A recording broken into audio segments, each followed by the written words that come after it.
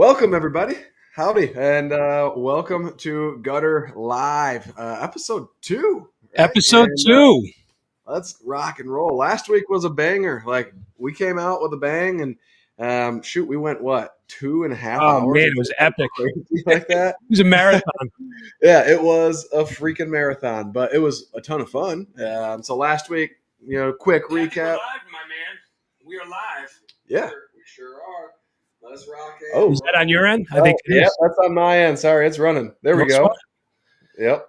Yeah, But, we had a bunch of guests on. We had Seth live in my studio. He was visiting for Gutter School. We were creating a ton of content. We had Kyle Greer. What was your favorite topics we hit on? I mean, we touched on all kinds of stuff. Yeah, no, I would say my favorite thing, it's not like the sexy business thing, like people might expect me to like, but I really like going deep on what Seth was talking about with, like testing different everything. He got out his half round sample and look at these different hangers and how they do different things, and I was just like, oh my goodness, I haven't gotten to nerd out on like the product stuff in so long. And it was just, I don't know, it was a lot of fun for me. So, I mean, Seth is the master of that stuff. And it was, you're right. I mean, he slowed my mind down when he was here, where I was like enjoying the little things, right? It's like, you got to stop and smell the roses sometimes. We're on a rocket ship and it's like, oh my God, the science behind what we do, so easily forgotten and, overlooked. But yeah, that was fun. He had like 20 hangers on one piece of gutter. Yeah, it was pretty slick, man. And then Kyle came in with a ton of fire on everything that was sales. So yeah, it was Kyle's energy. What's that? Love Kyle's energy, man. He is a ball of fire. Right, ball of fire. And it looks like we got Seth watching today. What's up, Seth? We still got to have a conversation. What's up, Forestier? Yeah, let me see that. Just a refresher. Oh, there we go. You got the piece of gutter right on. Still in studio. That's right. All right. So today we're going to try to keep it streamlined for the audience. We don't want to keep you guys up past your bedtime, but we have a very intense program tonight, right? We have a few guests today. We're going to talk some lead gen and some marketing. I mean, it's very similarly aligned, but different folks, different elements to our presentation tonight. Who we have on tonight, Colin? Yeah, I'm actually really excited about both of them because I've become really good friends with both of them. So Owen Cervoni, he runs Gutter Rescue, and I guess what it's called, upstate New York. But from what I understand, anything that's not the Big Apple is upstate New York. That's right. So maybe he can clarify for that when he comes on. But anyways, he has been without a Google business profile for the last like month and a half, 2 months or something. And the dude is booked out like 3 or 4 weeks, and he's selling at ridiculous premium pricing. So he does zero contractor work, not zero, but like almost no contractor work. Right. And he's booked like without a Google business profile. Right. So just to clarify, because there's a lot of people that have dealt with this or in the midst of it as well. Yeah. He's in Google jail, right? His GMB is locked down. That's the case, right? It's locked, and it's very hard to figure out how to undo it because you can't get anybody on the telephone to talk about it. Right. Exactly. It's impossible. And if you do, you don't understand them. So yeah, he's figured something out. He's got all sorts of different marketing levers that he is pulling constantly. I can't wait to talk about this. And so that's going to be awesome. And then the other one is my boy Zander. So not my like literal son boy, but my good friend Zander. And I met Zander, golly, probably 2.5 years ago. Maybe it was even 3 years ago now that I met Zander. But he's an SEO whiz kid. And I was actually introduced to him. So his uncle or something like that was in Russell Brunson's inner circle with me. Oh, cool. And his uncle is like the king of SEO. Oh yeah, Funnel World, right? Yeah. But his uncle is like the king of SEO. Does Russell's SEO? Does all the big names, a ton of big Fortune 500 companies. Neat. So I got chatting with him, and I was like, "Hey man, like, can you do SEO for my business?" He's like, nah, dude, it's like you're way too small to hire. And Yep. so he's like, but I got this kid that I've been mentoring, and it's like my wife's cousin or whatever, something like that. Zander can tell us the relationship, but he's like, he's a whiz kid. He's getting it really, really well, and he tells me his name's Zander, and I was like, wait a second, I know Zander. Anyways, we get chit chatting. Zander now does my SEO. He has been for the last 2 years, and Cool. yeah, it's working so good that we consistently, when I say consistently, I mean at least twice a day, get phone calls where somebody's like, we answer the phone. It's like, hey, it's a great day at One Way Exteriors. My name is whatever. Who do I have the pleasure of speaking to today? And they're like, wait, I was trying to call XYZ company. And we're like, oh, well, we do gutters or roofing or windows too. And they're like, oh, okay, yeah, let's just do it. So I'm ranking so high that people are literally Googling other businesses and finding He's me. casting a wide net, and you're getting everybody stuck in the spider web. That's right. It's amazing. So he's running his own agency. Yep. And George Murturi is going to sit in tonight as well. Right. And George is always behind the scenes making all the magic happen. He's going to jump on the couch and chat as well. This is going to be a real firepowered, a high-powered firefight on how things are getting done on the SEO and digital marketing side. This is exciting. Yeah, but we're 7 minutes in already, so we got to get this party started. Let's do it. Why don't we get Owen out? And Owen, you want to come out and join us? Join the party. Let's get him out of our out of our jail. Since he's already in Google jail. So yeah, get him.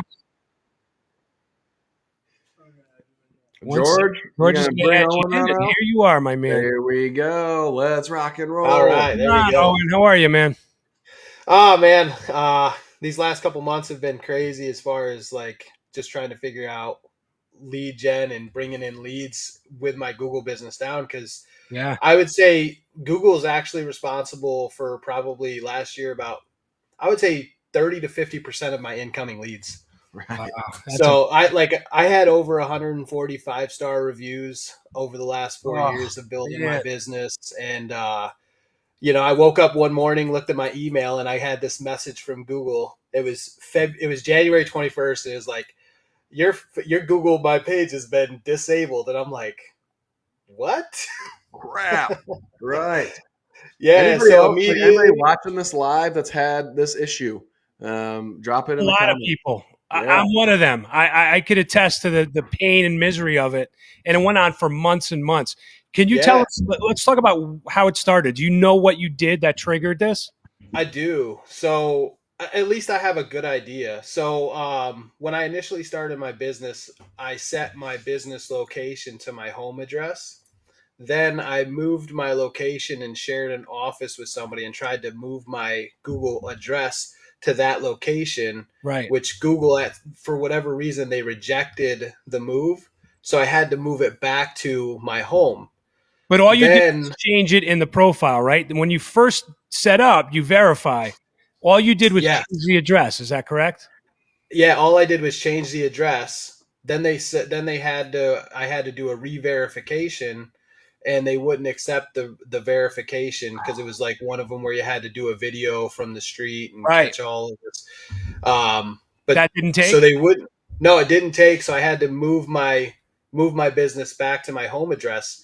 Then this last year, I finally got my own office by myself in my own warehouse, and I tried to move the address again, and I thought it took, and it apparently did not, and it set off a flag for Google that basically made it look like my business was like a fake business account that goes out there and tries to scam people, because I was bouncing my address between different locations. Right. So I appealed the decision, submitted the documentation that they requested to actually prove that I was a verified legitimate business, but they actually rejected my appeal probably about a week ago.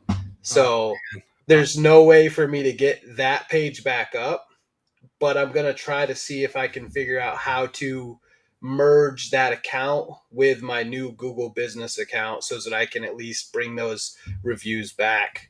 So So that's news to me. So they denied it, They and did. They rejected the appeal. did you oh my try goodness. again? Because a lot of times you could hit that link again to appeal again, and and try to just go through all those steps again, as if it So I never. did try. Yeah.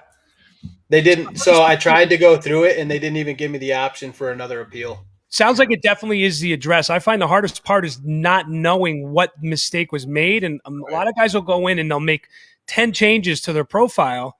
You're editing hours, you're editing all kinds of stuff. Your services is another big flag. Like if you have too many Mm-hmm. and you go outside the scope of rain gutter related, and then I guess my point is if you do a number of changes at once, you have no idea which one triggered it. But it sounds like Right. the move probably is the one, right? Yeah, it was the move for me. And what's really weird about it is I had to create a new Google My Business profile after the rejection happened, and I had an instant verification from Google for my current It's just like, warehouse and my what? space. This is Yeah, ridiculous. This is absolutely yeah. ridiculous. So, So me and my well, project manager are going to spend probably the next week calling all 1,000 of our past customers and just trying to hit them up like, hey, can you come? This is what I'm just going to keep it real. So I stole one of Colin's core values for his business, and that's be honest, right? So I'm just going to call my customers. I'm going to be honest. Hey, this is what happened. You left us a review before. If you could you please, go on there and give us right. redo that review so that we can rank a little bit higher and pop up for our local communities. So, All right, so you're working on that, right? That's a major problem. You'll get through it. It's just how and what order. Yeah, exactly. All right, Exactly. more It's all important, about what problem. you're still winning though, right? You're getting jobs and you're selling jobs Yeah. and you're pushing without it. How are you doing this? Colin had my head spinning about this earlier. Like, how is he doing this? Yeah, so just to recap, like I just finished we just finished March, so I just looked and we actually did 80,000 last month with no Google My Business for the month of February Pretty or damn good March. in upstate New York. Pretty good, yeah. Cold winter. Let's so face it. So typically, like for marketing levers, I'm heavy with social media. So I have a strict social media schedule that we have to follow. We post 3 times a day. We do from Zander, when we went to Gutter Secrets Live in Orlando, Zander taught us about Ask the Public. So Right. I went on there immediately, got some ideas for content creation and blog creation. So right. I try to do a video post about something that's related to someone's questions with the gutters at least 2 to 3 times a week. Yep. I do that. So we do Facebook, we do TikTok, we do YouTube. I always do project spotlights anytime the guys finish a project. We take those images, put them together in a video, put that out there. Um, the YouTube. So like Colin was teaching me, like Colin and Daniel, like YouTube's the second largest search engine in the world. So I started shooting videos, posting them on YouTube. Any of our projects that we complete, I'm creating like YouTube shorts, posting them on YouTube now, so that I can try to build that kind of channel. Sure. Yeah, and then for like other than the social media schedule, I do Facebook ad campaigns. So I run about $50 to $75 a day for my ad campaigns on Facebook. Yard signs. We have my project manager goes out and he puts five yard signs out every single day. Nice. Somewhere's where we haven't been before. My guys, when they're on a project, one of the first things they do is they get out, they put a yard sign, they take 5 or 10 door hangers each and go different directions, and then they go and hang the door hangers. They're supposed to knock the door and tell the customer, hey, I'm Josiah, or hey, I'm Michael with Gutter Rescue. We're working down the road. If a bag happens to, fly over from one of our elbows, just let us know. We'd be happy to come over. But it also has our specials there, right? Nice. So, yeah. Then my project manager also, he goes out and he does about 50 to 100 door hangers every single day as well. Wow, amazing. Right. Yeah, so I know that has directly led to jobs. Um, There's a recurring theme that's happening, and all of you listening, I hope you're picking up on this. But the recurring theme is consistency. All right, I post on social media 3 times every single day. Right. We put out yard signs every single day. We put out door hangers every single day. It's a consistency game. You Right. can't just go and blitz on one day, right? I'm all right. I'm going to put out 100 yard signs and 1,000 door hangers, and I'm going to be good for the year. Like, no, yeah. you gotta be consistent every single day doing these things. The other thing he's doing is he's taking a shotgun approach. He's spraying right in this big wide pattern. Everybody else is looking for the silver bullet. Hey, tell me what I need. Give me one lead source and make it my everything. I'm going to make $2 million a year with this one trick. It's doing everything right and doing it all the time, and that's that high motor skill set that a lot of guys just either don't have the energy for because they're at the bar at 4 p.m. or they just don't have the hustle for it, right? They just want everything quick and easy. They're on the internet looking for shortcuts from tips and hacks from the pros, and they shut it down at 3:30, 4 o'clock. Like it's everything all the time. How are you as far as energy? Are you like the Energizer Bunny? You is that one of your skill sets? So I woke up at 4 a.m. this morning, got after it, and then after a full day of work, I went to the gym. Did not want to run 3 miles. Did it anyway because I heard Andy Frisella in my head telling me not to let myself be a little beep, you know. So, like, I was telling Colin this story the other day, and I actually almost got in trouble with it when I said it to my wife. But everybody's tired. When you don't do something and you say it's because you're tired, you're being lazy. Yeah. Everybody's tired. Just do it. It's what do you want, right? Like what are your goals? Like what are you trying to achieve? Here's the deal. If you want to achieve greatness, if you want to achieve success, it's hard damn work. That's just the bottom line. Like you got to break your back and work around the clock, and if you can't do that, just quit. Get out of the game because that's really the only answer. I mean, it's not, he just rifled off 100 things he's doing in a day. And if you don't have that formula, that mix, it's over. Right. I mean, it's really, you can't do one and do it well. You got to do all of these things. Yep. And in the beginning, before you have people that you can pay to do these things, like I was waking up at 5 a.m., checking my email, working a full-time job, coming home and working until 11 p.m., doing all the marketing. So we're a marketing business that sells and services gutters, right? Sure. It's the marketing game. Like that's how you're going to grow your business. Yeah, you have to have your standard operating procedures, quality control, and make sure everything gets done correctly. But you need to hammer the marketing. 100%. And so, like you said, you know, you would you agree? Your video content, the fact that you're shooting on job sites and you're creating FAQs and answers to commonly asked questions, that content is really the meat and potatoes, because you take that content, you chop it up, you create shorts, you're spreading it on different platforms. If you don't have that content, you really don't have the skeleton, the framework to do any of the other heavy lifting in other directions. Would you agree? I agree. Plus, you don't have any social proof that you're doing anything. That's right. Good term. It's 100% correct. If I don't see you doing it, if I'm not watching you do it, or you're not showing me, or I see a team on a roof, on a set of ladders, a ladder truck, seeing is believing. When I see it, and I say this all the time, George, you see somebody walking down a hallway in a hospital with a lab coat on and a stethoscope and a name badge. Okay, you're a doctor. Like, I'm going to kind of take your word for it. My brain is trained to tell me to make flash judgments on what my eyes are seeing.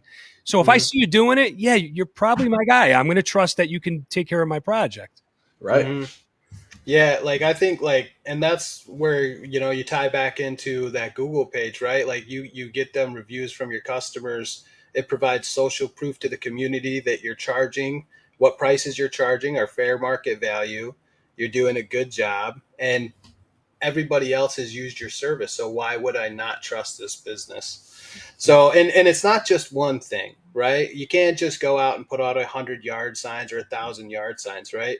You got, I mean, what does it take? Like 12 to 15 touches from a business to get a customer now. So Yeah. it might be that post on Facebook. It might be a lettered vehicle, because all of our trucks are lettered. All of our trailers are lettered. Like, they all have decals. I mean, you might have gotten sent an email. I mean, you've got to touch people so many times to get their business and just make that impression. Because I'm not, like, business it's not a 50-yard dash. It's a long run. It's a marathon. Yeah. It's that 3-mile run.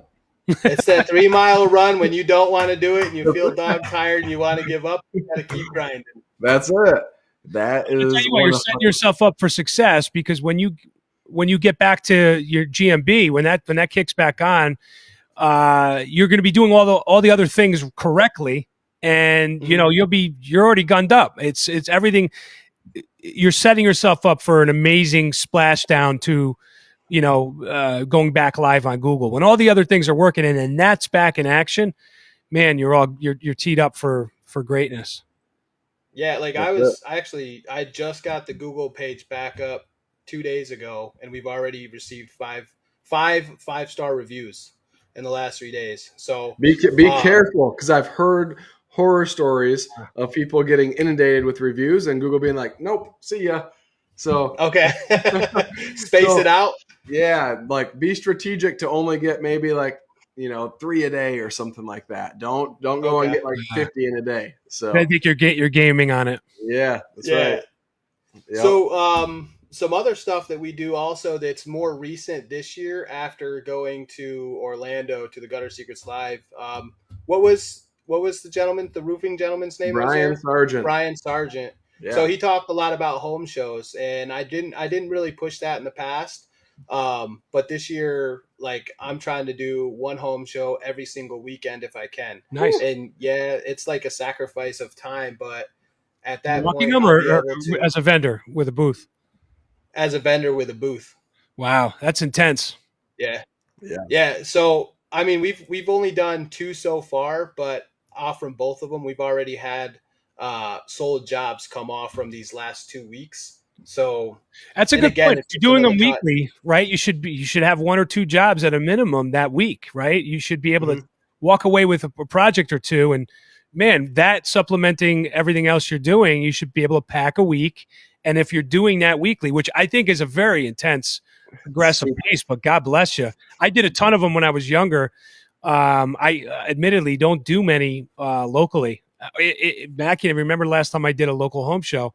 Not that I'm above it, but I will tell you, my content, I think, supersedes it, where I don't necessarily need to, because of my exposure and my breadth on local, social media. Well, so like, you think about these home shows for some of these new guys, right? Last weekend, I just paid $50 to set up for a full day. That's already resulted in a project, and that was like a $6,000 project I just sold. So nice. That was $50. Some of these guys where money's tight, it's like, hey, there's events where you could do it. It's not. I mean, sometimes you might spend $300, $500, but some of them are relatively cheap too. So yeah. Depending on your budget, like, you show up in your company shirt and a stack of your door hangers or brochures, right? And just walk around these things like, hey, it's all about getting the touches. And Owen brought up a really good point this week, because he was like, I want to do one a week. And we broke down all the cost, and basically it's going to cost like $250,000. If he, like, roughly, right? To have a full-time person all in the call center, he's going to do it a little bit different. But if you did it like all in, minimum $250,000. Yeah. And so we broke it all down. He goes, yeah, but Colin, like, I just really want my name freaking everywhere right now. You got to play. It's all about the branding right now. Like, yes, I want to get jobs from it, but I think it's really going to reap the benefit, years, like for many, many years. Right. You know what I find is that guys don't get it. You have to put up first, right? It's a math formula, and you have to put up first. You have to spend first, whether it's infrastructure, staff, and then the marketing spend on top of it. Everybody wants to hit a multi-million-dollar year, but they don't. They're all too tight and stingy to front that and put it up and trust the process and trust the math. And honestly, it doesn't work the other way around. There's no way you could go, all right, I just did 2 million this year. Now I'll go and pay everybody. You got to put it up front. Sure, you're going to take you're going to go a couple rounds with, Clubber Lang. You're going to get your ass beat a little bit, but that's part of the game. And then you start to strategize and learn how to step and jab and counter, and then it all starts to work. But you got to dive in and spend the money and put that infrastructure together. It's just not going to come together ever. Spend the money and spend the time. I remember like when I first started, man, I thought my budget for marketing was going to be like maybe $50 a week for marketing on Facebook or something. I had no idea. But yeah, I mean, like, and so some of the other things that we do is like, because Google was down, right? If you're a business that's been in business for a few years, like we've been in business 4 years, we've got over 1,000 customers in our database. I typed up an email campaign and I hit everybody that was already a customer and just did like a service special. Yep. And we got jobs off from that 5-minute email I typed up. They clicked the link, booked their own job, and we sold some jobs that way too. So you can always push past customers to become future customers again as well. 100%. Colin, we got a transition. We're going to slide into our other groups. I think this is a nice segue. Owen, there's never enough time. I think we'd love to have you back on here and talk more. You got a lot to say, and man, I'm impressed. A lot of firepower there. Thank you so much for sharing. Even a fraction of that is very valuable to everybody. That's right. Yeah, thanks, guys. Thanks, Owen. Appreciate you, man. Zander, what's up, buddy?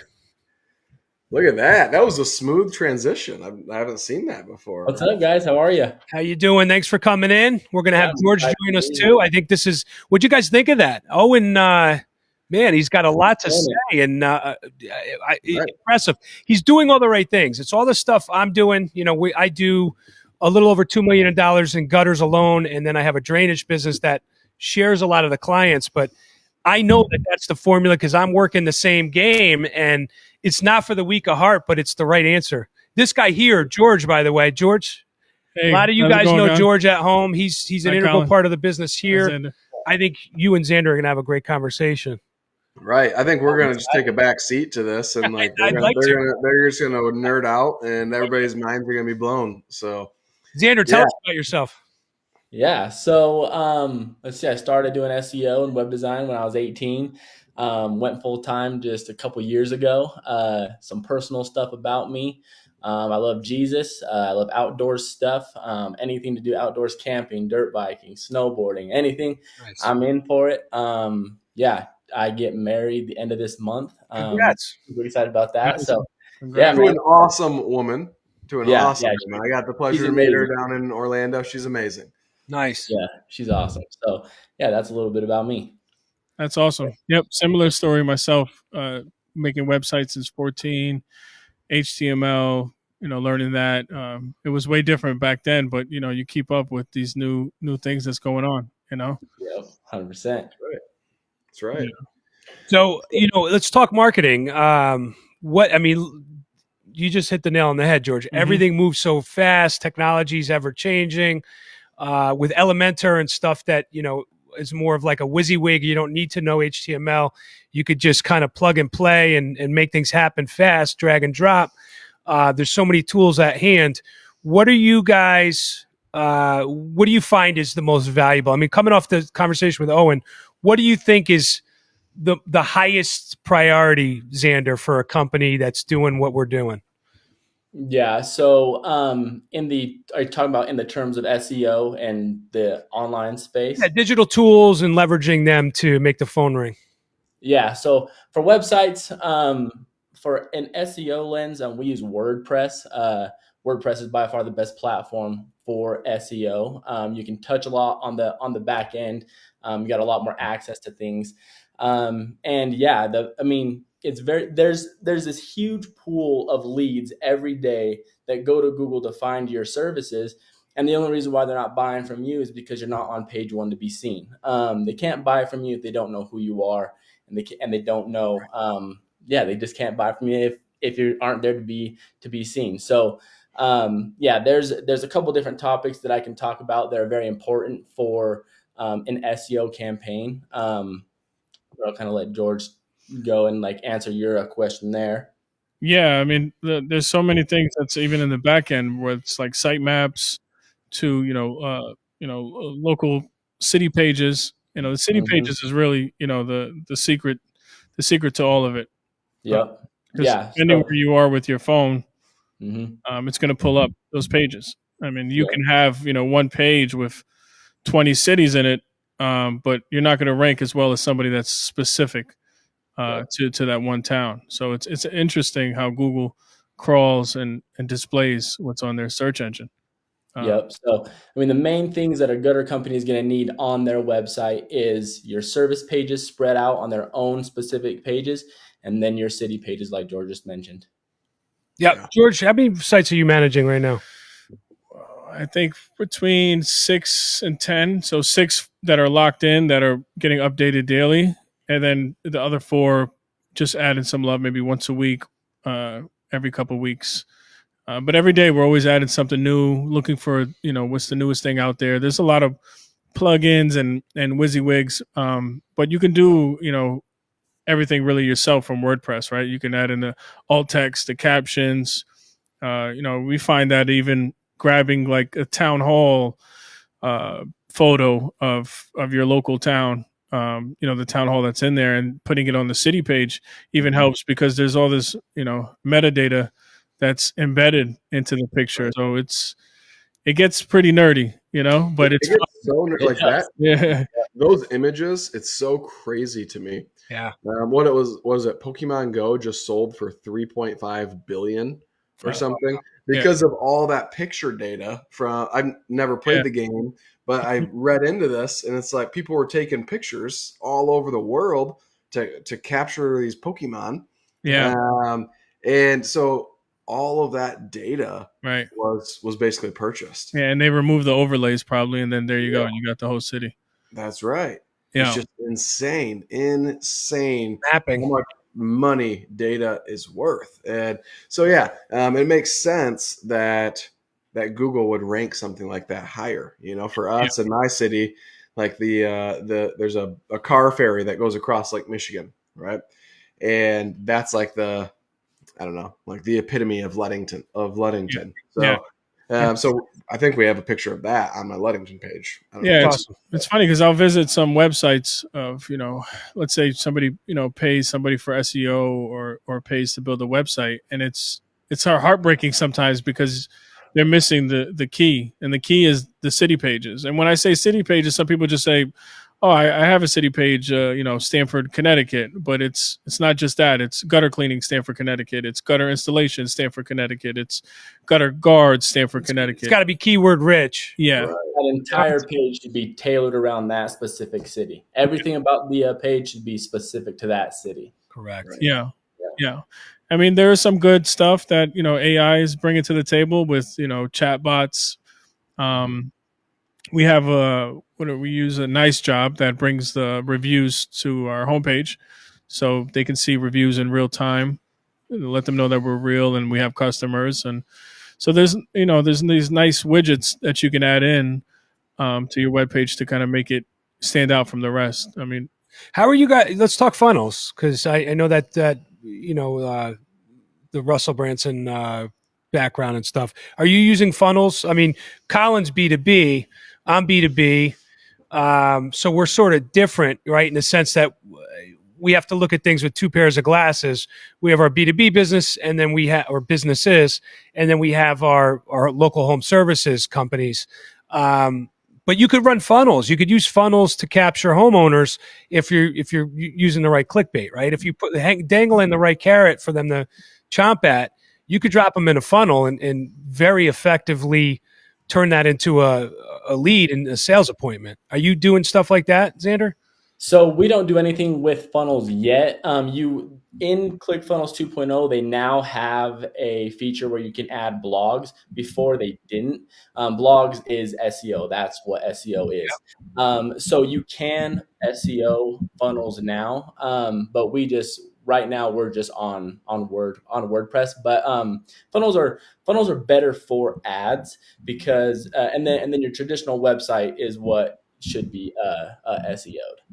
So, if you guys could wrap, I'd love to hear George and Zander go off on, because, there's so many things we could talk about. We just nailed down a couple things. Your average gutter contractor is probably like, what are these guys even talking about?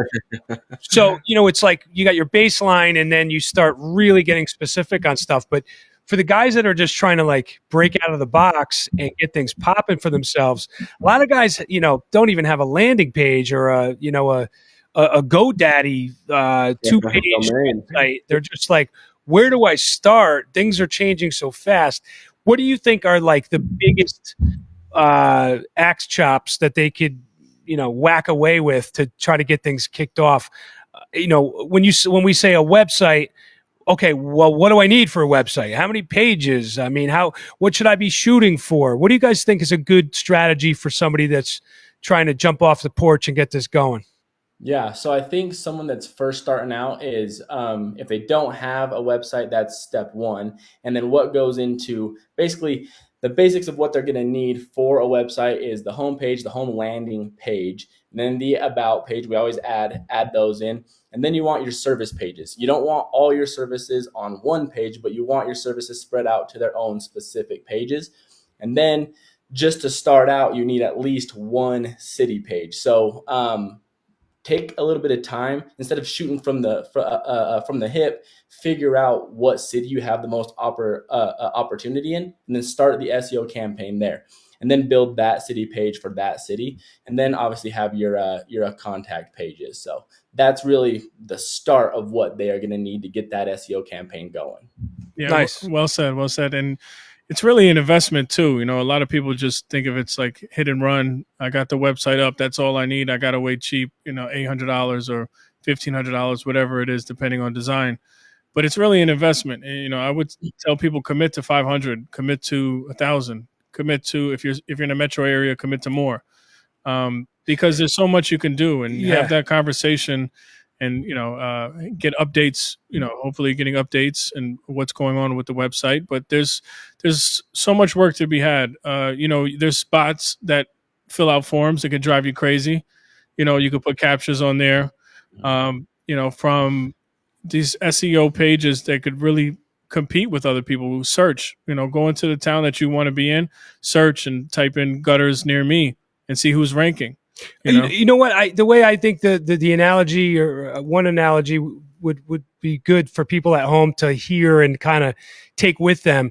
If you think of like an artist, oil on canvas, or a sculptor, they never really the project is never really done. If you talk to an artist, they're like, I could paint this thing and keep embellishing it and adding to it forever. And the artists, they all have their own unique way of saying when they are done with it. And it's a work in progress forever. You can't look at a website, and George kind of just alluded to this. It's not a monetary transaction one time. Okay, boom, I have a website. Next, what do I have to do? A website is ever growing and ever expanding and ever changing and being embellished and built upon. You have to just always be working on it. And yes, it sounds expensive, and sometimes it can be. I mean, it's definitely I look at it as a monthly cost. You need to have this thing growing and breathing and living, because if you look at it as a one-time investment, that thing is outdated the minute it goes live, because content's changing. You went live last month. You just did another 20 jobs, and you have nothing to speak on those 20 jobs on the website because you're not updating. Yeah, or you're not vlogging or blogging or. That's right. And it's just like any kind of corporation, your business. You have to treat it as such. Google has the GMB, so you got to update that GMB. And then Google also owns YouTube, so having a YouTube page really helps. You take those YouTube links, you put them on your webpage. You show Google some love, it'll give it back. So it's Google really has a monopoly on things, and you got to play nice with them. What do you guys think about just that? Like, if Google does have the monopoly, we know they do. What's to say that websites in of themselves, Google's fighting to downplay? They want their real estate to be the most valued and most important, and they have the ability to control what's most important because they rank what is shown organically, right? So to me, I have this internal battle. This is the nerd in me, where it's like, what does Google value the most? Is it a really nice Google business profile and you building that out and pumping that constantly? Or is it futile to obviously you have to feed your own website, but is there some futility to that in the sense that it doesn't even matter per se because Google dictates the rules? You follow me? What do you guys think about that concept? Yeah, so all Google wants to do is it wants to solve problems and answer questions that its audience is having. It wants to look like the good guy. So how you do that and how you structure a website to get Google to trust your website to rank it on page one is Google has to know that you're an authority in that industry and that you're going to solve the problems of that audience. So blogging, what that does is where people kind of mess up when they blog is they try and sell too much. They vomit sales in their blogs. Nobody wants to be sold to. So your blogging area is exclusively a part of your website that just gives value and it builds trust. It builds trust with your audience because you are answering the questions and concerns that your audience has, also ones that they didn't even know they had. And then that also builds Google's trust because it knows you are the authority in the industry and you have to be consistent with it. Being an authority takes consistency. So if you're on a monthly basis, providing value, building trust, Google's going to know that you are that authority to rank on page one. So really on the web, it's just consistency and how much value can your website give to your audience. And Google's interesting because let's say a homeowner types in, what is copper gutters? What how much do copper gutters cost? If you have those answers on your website, you will rank right up there and they'll find you. Sure. And then that's kind of a funnel in itself, right? There's a great book out there that everybody should read. It's called They Ask, You Answer.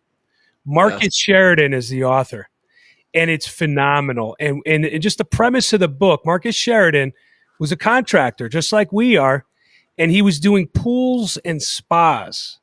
And what he did was he took this approach. He just got this light bulb moment where he said, as a salesperson and a marketer for the business, he was getting a lot of feedback from his customers when he was doing field calls and sits at the kitchen table. And customers had all of these questions. How much does the average pool cost? What's the best liner? Should I use gunite? What are the benefits of a vinyl liner? Tell me the ins and the outs. Who's the best pool company in the area? And what he did was started to build this website with this knowledge base of questions and answers. And so from a SEO perspective, when those questions are being asked and they're being searched on, he has the question there.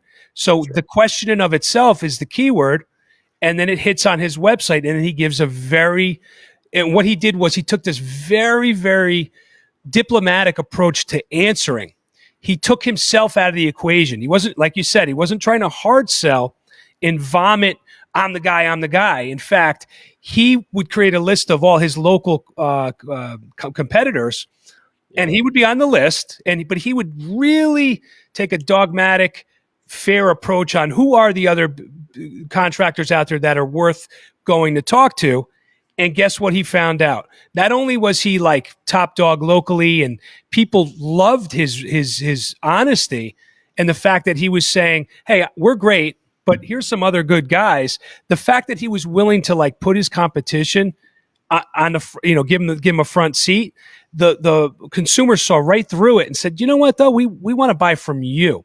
Right. Now this went bananas in the sense that his website became his mission became all day he'd write down questions, right? Any questions that came to mind or that were asked to him, he'd have a notepad with him everywhere he went, and he would note all of these questions and give really thorough answers, and then he'd rush home and like Rain Man, like a savant, just data dump all of the answers. And he built out this incredible website. His website ranks, I think it's like number 1 or number 2 in the whole country. The most trafficked pool and spa website ever. And obviously he can't service the country, but he grew his business. He like 20x'd his business, and was doing like 20 million a year in pools and spas and something bananas. And it was all based on this organic web traffic from that mentality. It's crazy stuff. We got a question on Facebook Live. Hit it. From Gary Ray. He says, I'm starting to use ChatGPT more and more for business searches. Curious you guys' insights on ChatGPT and AI platforms taking search engine market share and thoughts businesses being optimized for AI models. Yeah. That's a great question. We'd use it day in and day out. Good point. Yeah, he's saying that he uses it for searching for stuff. So I use it more than Google these days, I think. It's interesting because if you search on GutterApp or if you search for Frank Heneghan or even Colin DeHaan, it'll pull from YouTube. It'll share a YouTube link and it'll say, this is what I found out. Colin DeHaan is XYZ, and this is a YouTube. It cites references and stuff. Yeah, the references. So it's huge. So even taking that, let's say you want to compete with somebody, using ChatGPT, it does help. I mean, it does look a little robotic, but you can tweak it. A couple of things on that. You got to train it, right? You got to keep talking to it and refine it. But it also makes mistakes, mind you. Don't take everything as gospel, because it is wrong a lot too. Right. I actually talk back to ChatGPT. I say, no, you're wrong. And then, thank you for telling me. Yes, I caught it. You caught it. Thank you. I caught it doing something. Yeah. So you do have to kind of like ask it questions like an interview. Like you need to be very, very verbose and very communicative. And what's the word I'm looking for? You really have to go out of your way. You can't just give like a little abrupt throw a question. You have to really explain and give all the parameters. Yeah. Because look at it as a math formula, right? So you got to give it all of these other equations so it has the whole landscape of what you're trying to ask, and then it'll take all of that and then give you a much better answer. Zander, you using it like crazy? Yeah, well, we use AI for a lot of ideation. We don't use it for strict output. We like that human voice. So we use AI for a lot of ideation. So yeah, that's basically what we use it for. But we use it to do layouts and to construct. It can even give you HTML code. It's crazy. It's going to a place where a lot of people are saying, "Oh, it's going to take jobs," but really, it's the person that masters the ChatGPT that's going to elevate. I'm an English major, right? I'm a college grad, and I majored in English lit. And one of my biggest problems is I can't not do my own writing. It has to be my word. It has to be my pen to paper or me typing it. Whether it's a sales presentation or, to me, that inner soul and energy behind the written word has to come from a person for me. Yeah. And I see right through people using ChatGPT. I could spot it from a mile away. Mm-hmm. But it is used, and it's definitely helpful in a lot of scenarios. Zander's point, I think, what you're referring to also is that even if you did write and you said, I don't want you to change any words, I just want you to structure this, maybe see some flaws in it. What am I missing? How do I continue from where I left off of here? Yeah. It could be helpful in like little ways. A lot of people are using it to do everything, to your point. Which is scary to me. Yeah. So like, I just I was trying to like recreate something, and I remember seeing so I just Googled on my phone. I don't know if you guys can see that. Sorry, but this little AI thing comes up, and I just Googled can you hang gutter in the rain? Right, I just asked it a question, and AI overview comes up. Is that?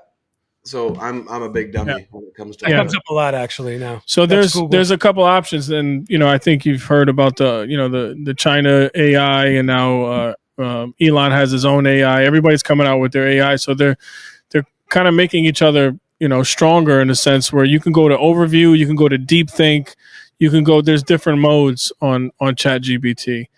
But the thing is, you massage ChatGPT. You say, I need you to be a little bit more warmer. You sound too robotic. This doesn't make sense. So there's ways that you can kind of work it. But unfortunately, if you just open it up and it has no communication with you or no history with you, it's going to give you this robotic output. that maybe Google doesn't like, to Frank's point. So you can't just copy paste, certain things. I think it's great for replying. Like if you had somebody like entry level at, just hourly wage, and you're just like, hey, I want them to reply to all the Google comments and reviews, you can use that to respond in a way. Well, I mean, it's getting scary in the sense that I've talked to high-powered attorneys, firms there's a legal AI version they're using. They're spending big money on it, and they're leveraging it to crank out work. I mean, think about billable hours in a law firm. They're creating contracts and documents and legal, important pieces of paper using this stuff. And it's like, where's this going to go? A lot of people are going to lose their jobs. That's right. Yeah. It's just going to keep going. Right. So hang more gutters. Yeah, I mean, you guys, Terminator. Everybody saw the Terminator series. Skynet. Skynet.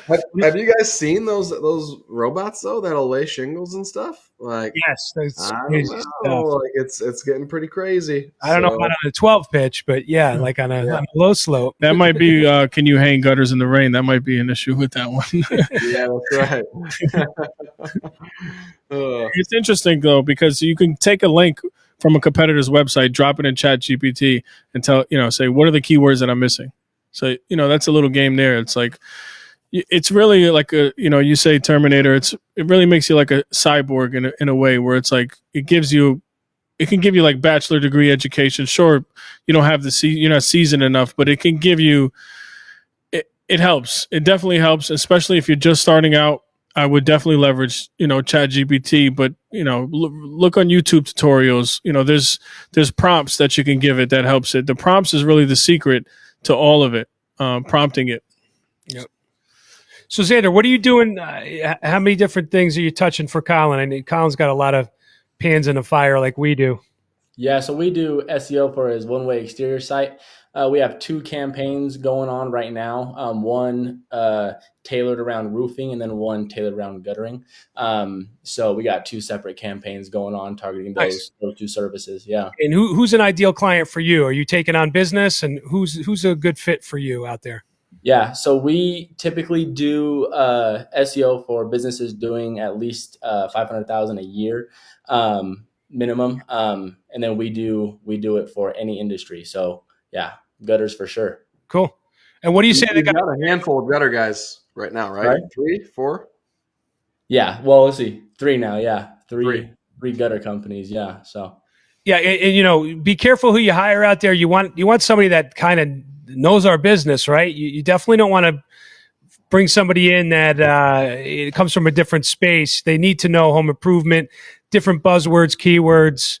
It's a whole thing. Right. So if Zander knows what's hitting with other folks in the gutter space, and he's already dialed in on this, he can leverage all those keywords and apply them to your business. What do you say about the guys not doing $500,000 a year? Are they SOL, or what do they need to do to get up to that? So the reason why I have that minimum is because SEO takes time. It's not an overnight fix. It's not a quick fix. It takes time to kick in. So you have to be in a position to support SEO for the time it takes to kick in. And that's typically, depending on your area and your competition, it could be 9 to 12 months before you start to see an ROI on 100%. SEO. So you need to be in a position to do that. So if you're not, then I suggest doing ads where you can get a quicker return. And then when you have that cash flow to do SEO, then turn on SEO. So, in one thing that I see this question again and again and again, and you just kind of answered it, but just to rehash, a lot of people I see on Facebook groups and stuff that are like, hey, what do you think? I just hired this guy to do SEO, and he's telling me he's doing this on month 1, and month 2 he's going to start doing research on keywords, and then on month 3 he's going to. I'm like, I know the answer. You just said it. 9 to 12 months to see the return on the investment. It's a long game, right? It's a long play. Right. Everybody wants immediate results, and it's just not like that anymore. I mean, it just doesn't work like that. Right. You can run some PPC and get some calls, but SEO is a different beast. Yeah. So I mean, just to quickly explain why, because people are told SEO slow, but nobody gets told why. They're just told it's slow and they have to deal with it. So when you first start a campaign, you don't have any SEO credibility. So say your keywords land on page 10, all the traffic and all the money's on page 1. There's no traffic on page 10. But it takes consistency and time to get to page 1. You can't just build a website and Google's like, hey, we'll move you over to page 1. It takes time. So say you do SEO for a couple of months and you go from page 10 to page 8. And then Google's like, okay, we still see them doing SEO and giving value. Then from page 8 to page 6, 6 to 4, 4 to 2, and then finally you get over that hump to page 1, and then there's all your cash flow. So there you go. Google has to see action, right? They want to crawl the page and see that things are improving and changing, and you're working it. If they don't see that, like that static approach where you're like, give me a website, give 5 pages, here's my money. No. That doesn't help SEO, correct? No, that's not. That's just the step 1 of SEO is getting a website.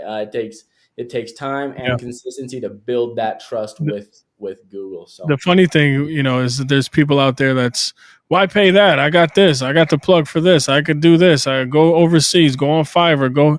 It's so funny. It's like everybody knows that. You don't have a secret. What it is people miss the alt text. People miss the captions. People miss the site title. People miss the site description. You're going to pay for cheap work. You're going to get cheap work, Get what you pay for. That's with anything. How big are your sites? How many pages do you have? Let's see. I mean, Colin's site he's reaching probably 150 pages now. That's where we're at with our sites. So you have to. Yeah, his core pages are probably 30, but then the rest of that is value, your blogs, you providing value and building trust. That's where the largest portion of your site, your website should be. Yep, I agree. Well, Zander, how many years in are you now? Sorry? I'm sorry. How many years in are you now in your own agency? Yeah, so in my own agency, I'm full-time 2 years now, going on to 2 years. So I've been doing SEO since I was 18, so 6 years. Well, I started doing web design first because you got to know that first in order to do SEO. But yeah, so been doing full-time at least almost 2. Very cool. Yeah. Colin, what do you preach in Gutter Launch and Gutter Secrets Live? What do you obviously Zander is got the green seal of approval from you. Right. What's your, what are your tenets for a gutter contractor or home improvement contractor as far as must-haves on the web marketing side? Yeah. Smaller businesses, pretty much I fall right in line with what Zander says. If you're doing over $500,000 a year in total sales, you should be spending some money on SEO. It's not the cheapest thing, like on the cheap side, you can find guys for, $1,000, $1,500 a month, and you can pay them up to $3,000, right?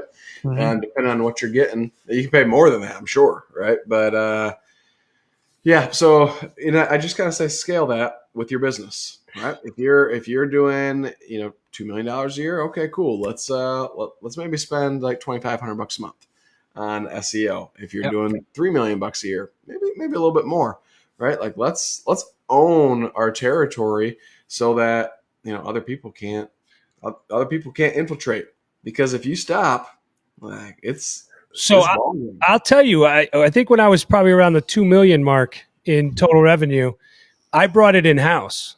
So George has been with me for a few years. I've had full-time staff before George. I've been doing this now in house for probably 6-7 years, maybe longer, 8 years, where I said, we need to have this in-house. We need to have a webmaster, somebody that could do development. I call George my Swiss Army knife. He is a jack of all trades. He's great with a video camera. He's great with post-production. But to me, I find that, for us to do 5 mil plus, like I have to have that in-house because I want to pivot fast. If I have a shoot that needs to get done today, I have a great job, I need somebody to get out there. George, at this point now, there's 2 people in that department. George has Nick Roach, who works for George.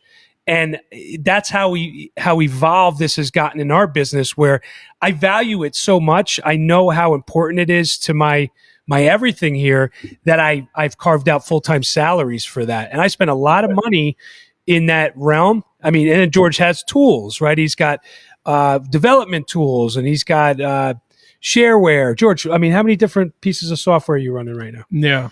We have a lot of stuff. We've got a lot. And, it's also, for us, we use, data to see authority. We use data to see keywords. It's always good to feedback and running tests and, just having, these tools at arm reach where we can just take it to the next level, because it's always evolving. There's always new things coming out. So we're dropping things, we're adding new things. The meetings are very helpful to see where we stand. The forms, some people believe putting forms on every page. Some people believe putting contact buttons. So there's different ways to do this. And the blogs, I'd definitely love to, find out more from Zander about the best way of doing blogs, because that's also, a home run right there, having blogs every day. Yeah, we do have a question. Yeah. Michael Wood says, how about 30-year-old companies? Different rules for them? Well, I want to understand that question a little bit more, though, Mike. What exactly do you mean by that, as far as different rules for a 30-year-old company? I think he's saying, as far as SEO goes. I think that's a good look for SEO, right, Zander? If you could throw 30 years on your, that's a huge. If you have a website that's 30 years old, you can kind of ramp up that historical existing content to get easy, quick wins. Yeah. Yeah, we found out also, whether any kind of software apps, if you're trusted for years and years and years, and you just make the right tweaks, you'll shoot right up to the top. I mean, because Google sees it. It's historic data, like you're saying. Right. Yeah, we've had existing sites that just needed their page speed fixed. We got them from 10 seconds fully loaded time to under 3, and that alone got them quick. Those quick wins. So right. If you have an existing sites will always rank faster than brand new sites. So yeah. And to Mike Wood's point, though, there is also areas where you want to solicit. There's areas. Mike has embellished the question. He said, "Should I run SEO?" Yeah. Of course, Mike. Yeah. Of course. Right. Well, I know his area never too late. So he would want West Hartford. He would want areas. Mike's about an hour from us, an hour and 10 or so. Yeah, you would want Newington. You would want. If you don't have those keywords, you're just going to have this big net and just catch, fishes that you don't want, so. I've got a competitor that's been roofing for, I think it's 55 years now. They've been in business. Wow. And they have 7 Google reviews. Right? Yeah.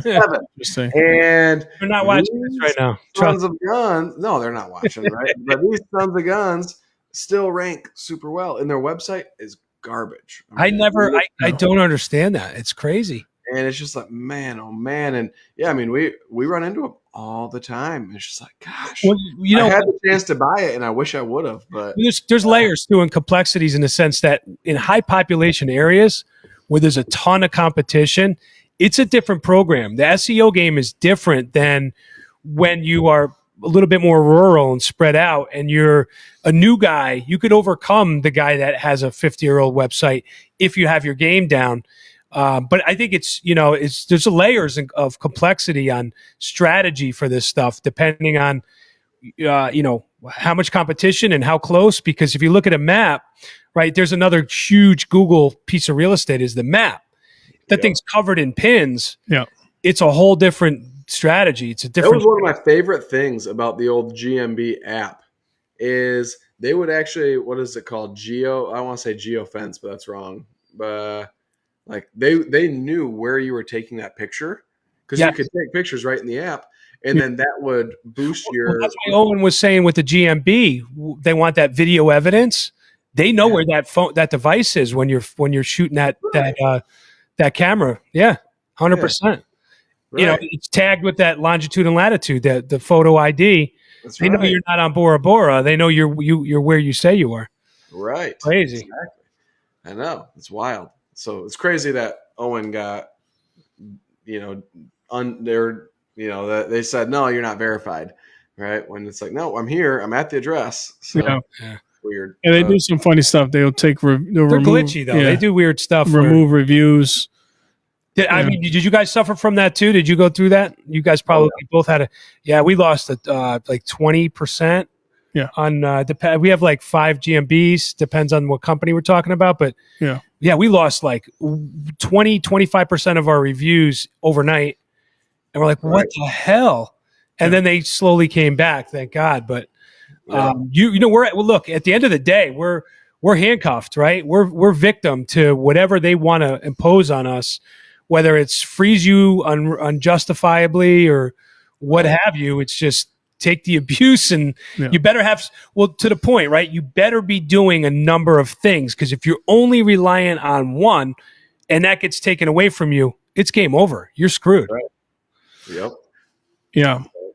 And you know, with the reviews, it's a little challenge though sometimes, because some people don't want their name out there. You know, if I Googled, Jane Smith, her name could pop up. You know, you see it all the time. You click somebody's name and they left nothing but bad reviews. It's so funny.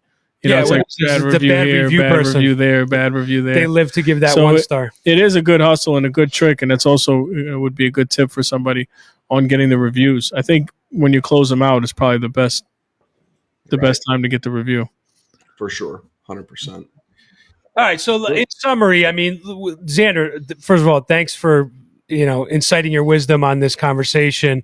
It certainly has been a pleasure. But I mean, what's the takeaway for our viewers, Colin? It's like you got to do it. It's exhausting. First of all, let's start with that. It's frigging exhausting. But if you want to do things right, start, learning how to run marathons and get that endurance up, because it's going to be a long ass haul, and that's just the game. B, you got to do a lot of things pretty darn well. You got to really diversify and be doing a lot of things. C, SEO is critical on your website. Not only do you need a website, but you need to be instilling an SEO campaign and strategy consistently all the time, monthly, weekly. Zander, how often do you recommend touch-ups and updates to, whether it's you're giving tips and pointers to the next up-and-comer marketing guy? They should be doing this at least weekly. Would you agree? Yeah. So, well, with your blogging, a minimum, you want to write 2 in-depth, really detailed blogs, a minimum of 2 a month. And you want to spread those out to where it's like where you don't have a 30-day gap of no blogs. But you want to do a minimum of two a month. All right. So you guys that are doing $300,000, $500,000, you can do that. That's actually very easy. It takes you a year to get to that level of revenue by doing nothing. I mean, literally GMB and maybe running some PPC and a couple yard signs. You could hit 500,000, but that threshold, that glass ceiling to get to the multi-million-dollar mark, it's all of these things we're talking about that we all do, and it is expensive. It's exhausting. It requires upfront money and what most people would say is a traditional gamble, in the sense that you're putting that forward without any guarantee on a return. But all you have to do, though, is look at any one of us that is out here telling you, hey, it works, and it does work. You just have to follow the formula, trust in God, and do it. Reach into your pocket and do it. Yeah. I would say activity too. Just whether it's blogs, whether it's city pages, your website needs activity. Too many people I see are just one and done out Static. there. Because the activity is great. You go on Google, and let's say you're ranking, you have 3 pages on Google on page 1. That's awesome. That's a lot of real estate. I've seen it. We've had it. We've had it on certain pages, on certain topics, on certain things for copper and for custom black gutters.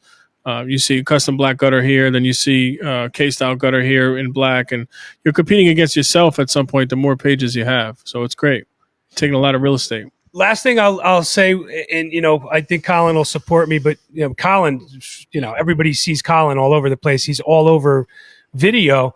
It's content, and that might be the hardest thing for guys to figure out how to do.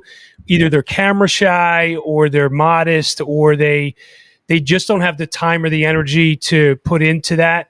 And I'll say the same stuff again and again and again. I've said it on stage. I said it on my my Facebook group. It's just do it. Just pick up the phone and do video selfies. No one's seeing that video except you, unless you choose to publish it. And trust me, you might see a million crappy videos that you're embarrassed about, but it's just you looking at it. It's in your photo file, and delete. But I promise you, you'll finally shoot something and go, this isn't bad. I'm actually proud of this. This is kind of cool. I could use this. Right. And all of a sudden you start putting those out consistently, and you gotta crawl before you walk, and walk before you run. But you guys need to learn how to create video content to connect with your consumers.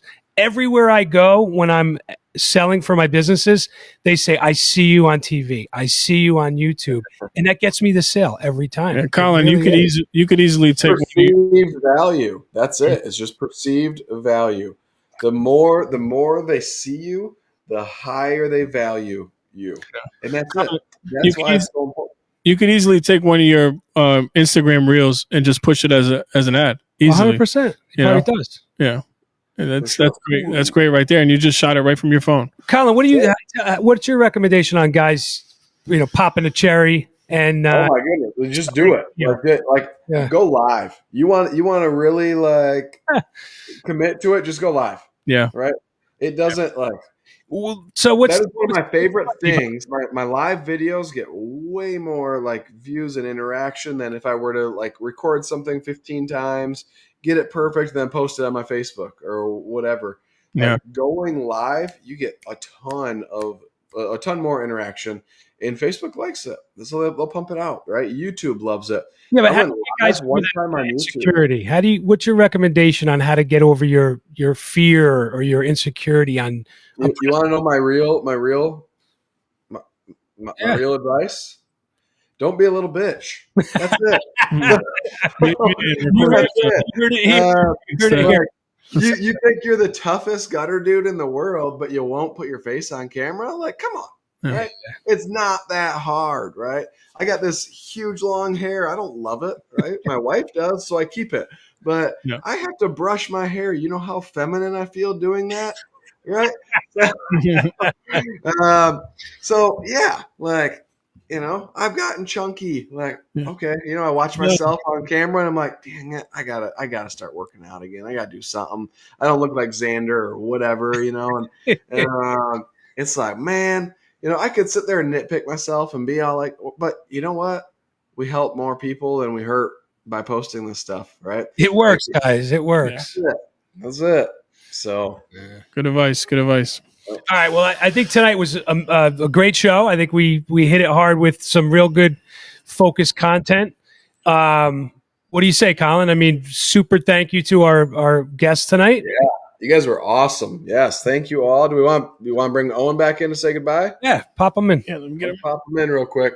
And thank you guys. This was good. There's a lot here. Thank you to everybody on Facebook. That's the best way, yeah, brother. Appreciate it.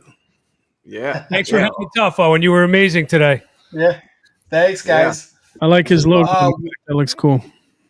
Well, I just wanted to comment on that, what you guys were talking about. Yes. How do you get past that, right? Colin called me, what was it, a week before Gutter Secrets Live, and asked me to talk on stage for about 20 minutes. My first thought was hell no. That's scary. But that was the very thing that made me say, yes, I'll do this, because it was an indication that for me, this is a chance for me to do something that's going to make me uncomfortable, which is going to lead to growth. So you just have to understand this will make you better, and you have to get better for your business. That's it. That's it. Think about it this way. If you got to watch yourself on camera, do you think you'd get better? Whether that's at hanging gutter, whether that's at selling, whether that's at creating content, whether that's at marketing. If you actually got to watch yourself, what do athletes do? They watch game film. Oh yeah, they watch a lot of videos. That's how they get better. So are you that much more arrogant than these professional athletes? Say, nope, I won't even be on game film. That's how damn good I am. No, Come on. Oh, by the way, the secret is we're contractors. It doesn't have to be high polish. It doesn't have to be some like professional production. It just has to be real and genuine and you. As long as it's you.